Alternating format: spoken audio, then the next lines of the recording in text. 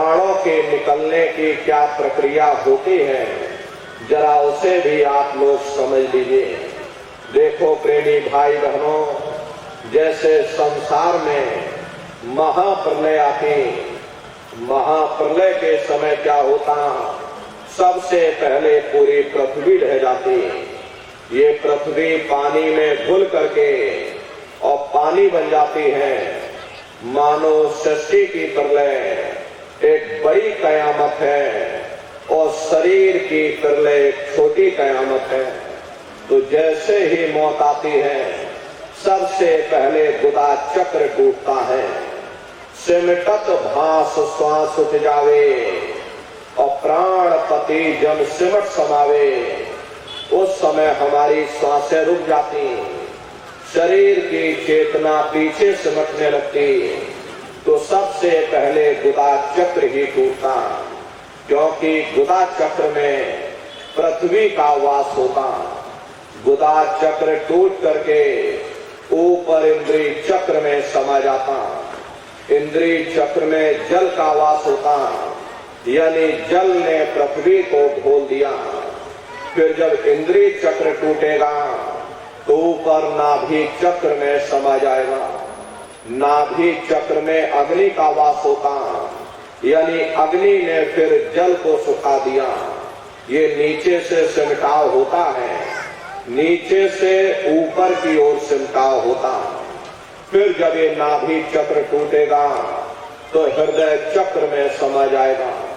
हृदय चक्र में वायु का वास होता, यानी वायु ने अग्नि को अपने में समाहित कर लिया और इस तरह से वायु आकाश में उड़ गई।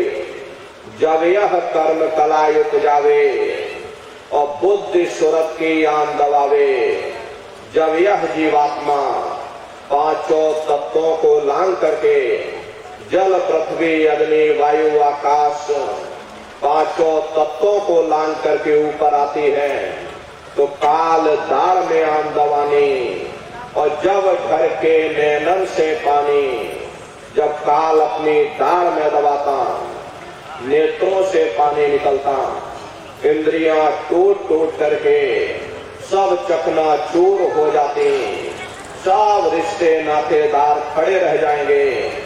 डॉक्टर वैद हकीम सब आपको घेरे रह जाएंगे, लेकिन आप अपनी पीड़ा को उस समय अपने मुख से बयान नहीं कर पाओगे।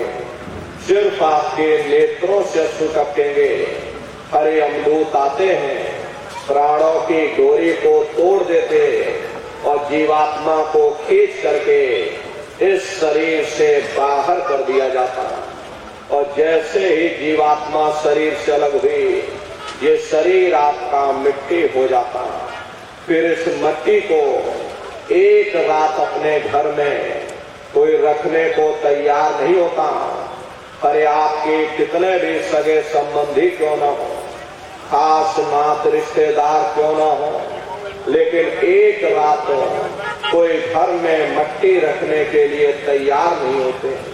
कहते भाई जल्दी करो जल्दी करो, अब इनकी शक्ल देखने में हमको डर लग रहा, जल्दी से बाजार से कफन खरीद के लाओ, जल्दी से लकड़ियां खरीद के लाओ, जल्दी से चिता तैयार करो, इनको घर में से जल्दी से उठा ले जाओ, वही शमशान भूमि पर जला देना।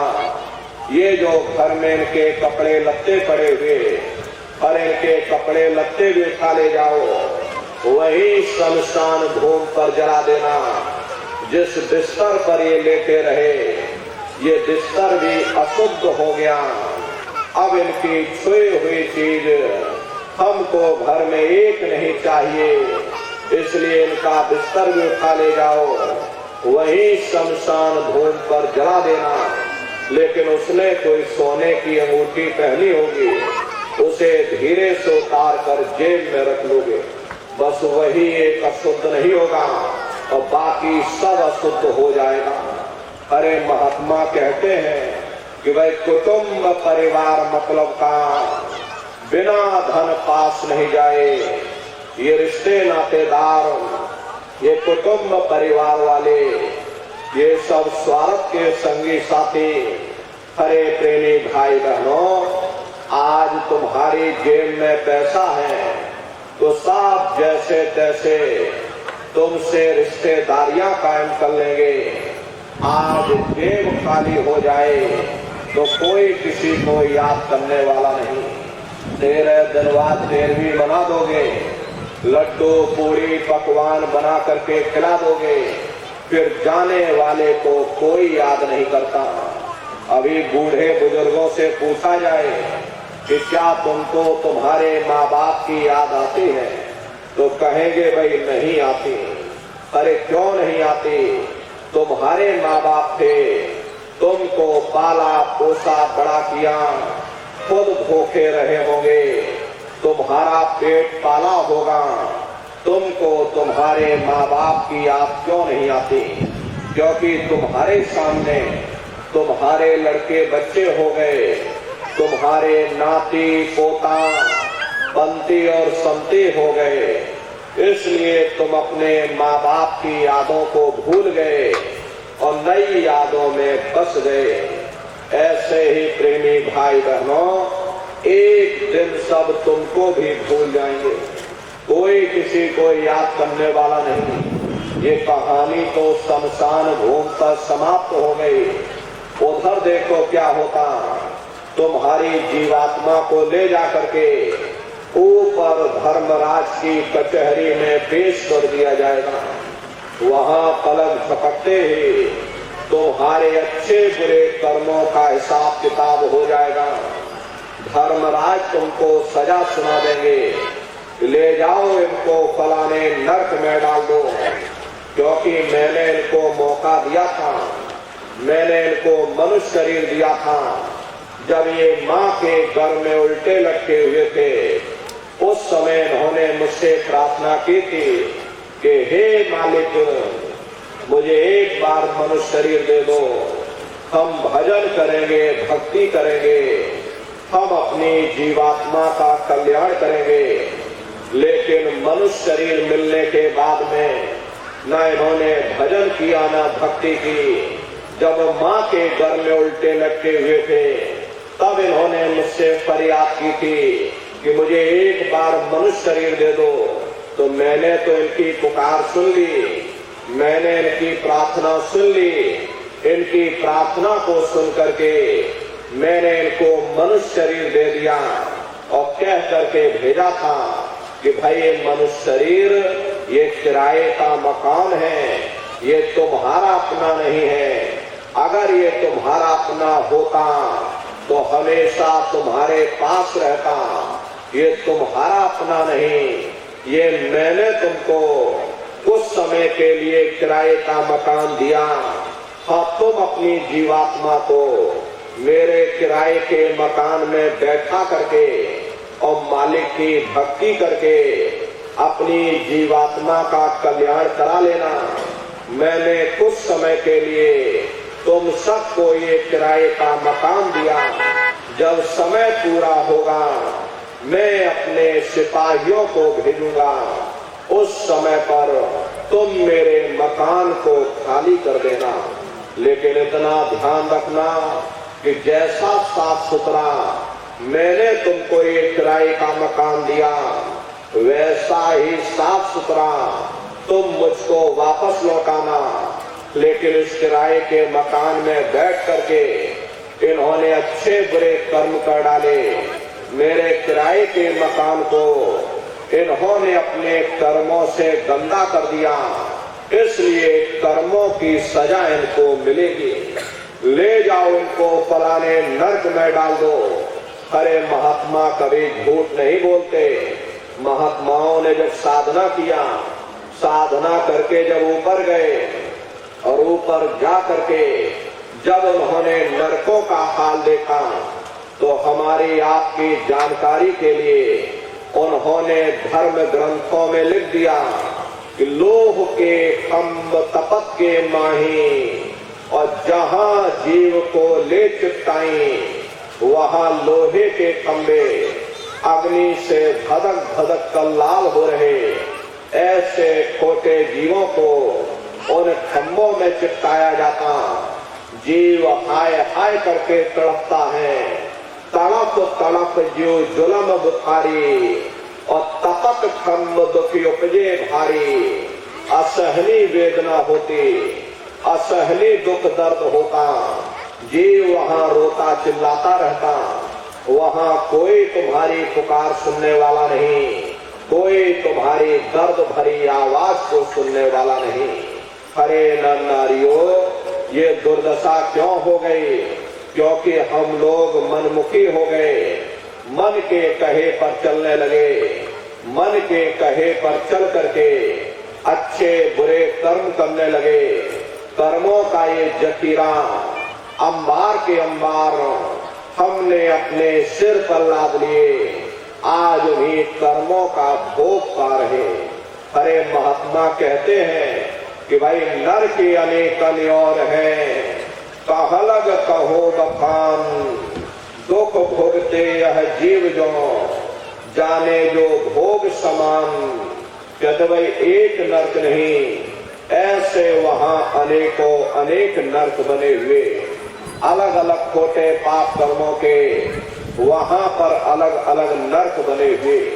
ये जीव अपने अपने कर्म के अनुसार अनंतों अनंत युगों तक, वर्षों की बात नहीं कर रहे, अनंतों अनंत युगों तक जीव नरकों की यातनाएं भोगता रहता। और नरकों की यातनाएं भोगने के बाद इसी जीवात्मा को सीधे मनुष्य शरीर नहीं दिया जाता, बल्कि इसे 4 खान 84 लाख योनियों में डाला जाता। जैसे बच्चा होता है, बच्चा पहले कक्षा 1 पास करेगा, फिर कक्षा 2 में जाएगा, ऐसे वहां पर पूरा चैनल बना हुआ। नरकों की यातनाएं भोगने के बाद में इन्हीं जीवात्माओं को 4 खान 84 लाख योनियों में डाला जाता। ये 4 खान 84 लाख योनियां ये कोई मामूली योनियां नहीं होती।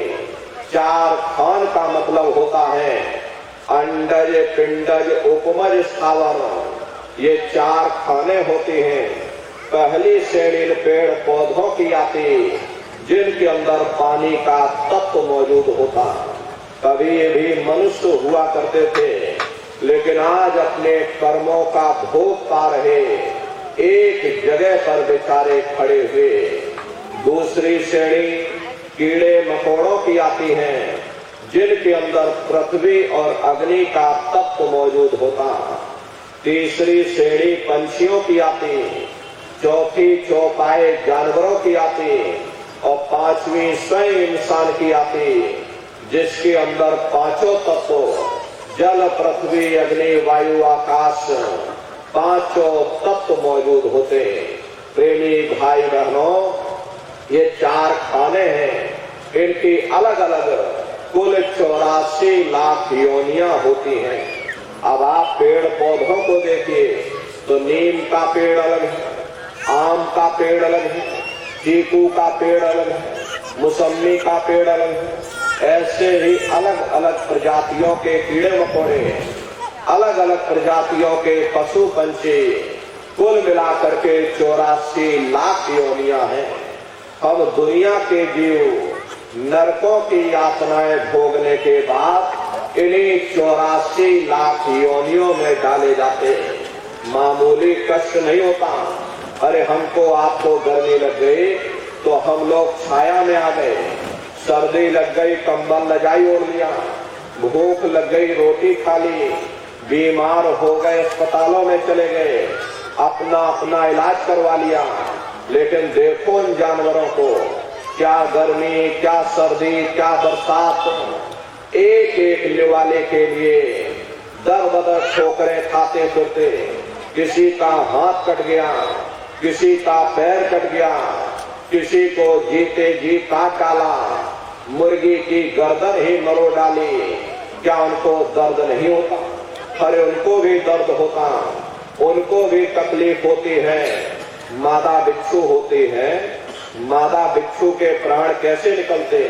प्रेमी भाई बहनों, मादा बिच्छू जब अपने बच्चे को जन्म देती है तो उसी के बच्चे अपनी भूख को मिटाने के लिए अपनी माँ की पीठ पर चढ़ जाते हैं और माँ की पीठ पर चढ़ करके उसी के मांस को नोच नोच करके खाते हैं। वो तड़पती रहती है, तरहती रहती है, और जब तक पूरा मांस खत्म ना हो जाए, हड्डी हड्डी ना बच जाए, तब तक उसके बच्चे अपनी माँ की पीठ से नीचे नहीं उतरते।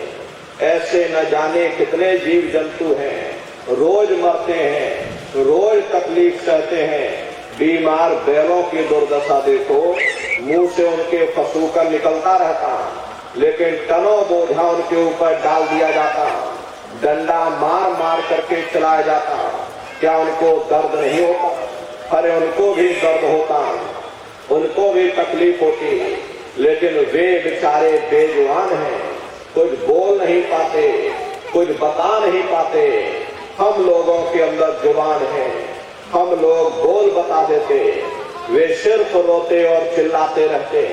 अरे कौन उनकी पुकार सुनने वाला, कौन उनकी दर्द भरी आवाज को सुनने वाला? कौन सी अदालत में जाकर के वे बेचारे दरवाजा खटखटाएं? कौन मजिस्ट्रेट उनकी फरियाद को सुनेगा? अरे प्रेमी भाई बहनों, कोई सुनने वाला नहीं। अरे कई जन्म भय कीट पतंगा, कई जन्म भय नील कुरंगा, कई जन्म पंखी सरफोयो, कई जन्म है वर वृक्ष जोयो, मिल जगदीश मिलन की वरिया और चिरंकार यह देश सजरिया। करोड़ों करोड़ युगों से हम आप कभी कीड़े पतंगों की योनि में, कभी पेड़ पौधों की योनि में, तो कभी पशु और पंछियों की योनि में भटका खाते।